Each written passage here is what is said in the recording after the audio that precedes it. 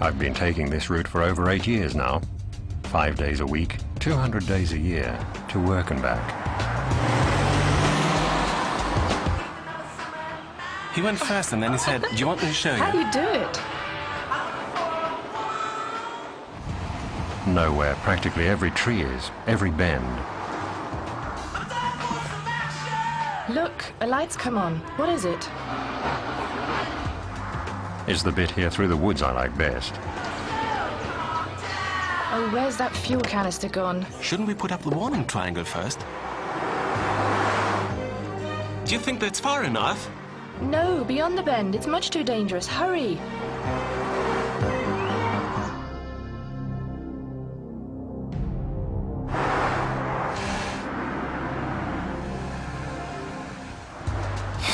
A bit later setting up that triangle and...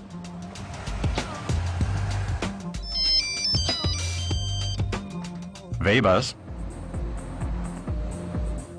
You still haven't got the list?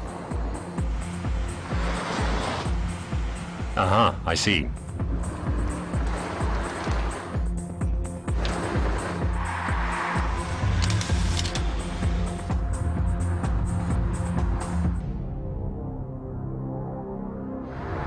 In that case, I'll have to stop by before the meeting.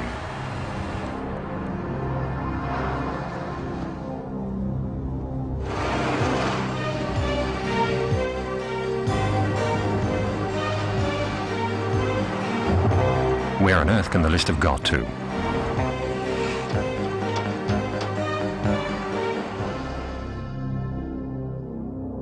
Heaven knows what else will happen today.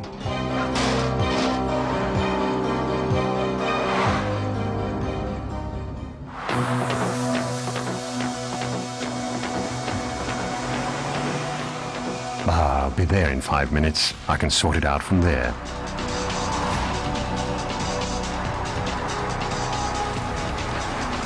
That sheeting isn't going to stay on much longer.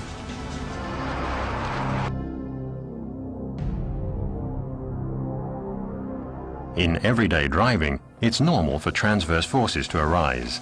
But when you drive a bit too fast or turn the steering wheel, these forces can negatively affect road holding. But the Electronic Stability Program ESP nips that in the bud by controlling the brakes, if necessary the engine, and if need be the transmission as well. ESP comprises the following components: a speed sensor on each wheel. The rotation rate sensor measures the car's rotation around its vertical axis. The steering angle sensor registers the driver's steering intention. From the sensor signals, the control unit computes when and how it has to intervene.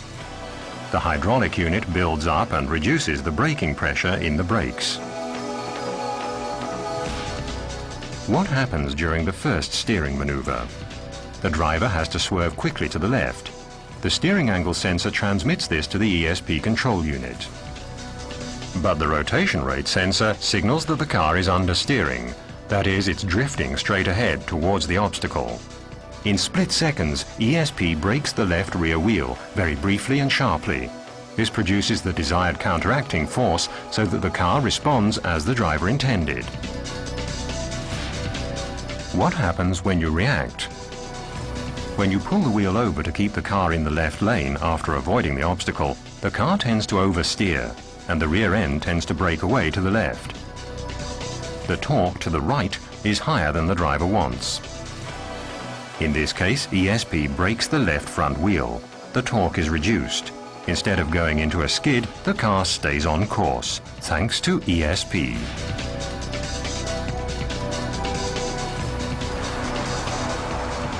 Probably hasn't even noticed.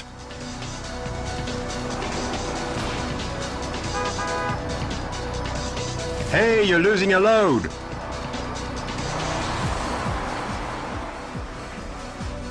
At long last, now he's seen it.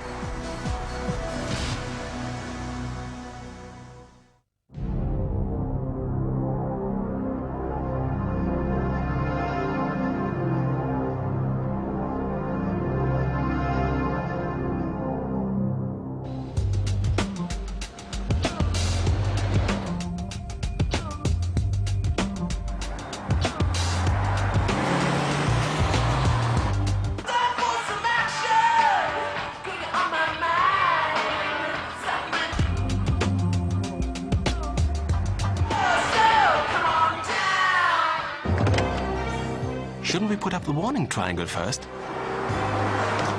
Oh, that's a waste of time. We'll be off again in a minute.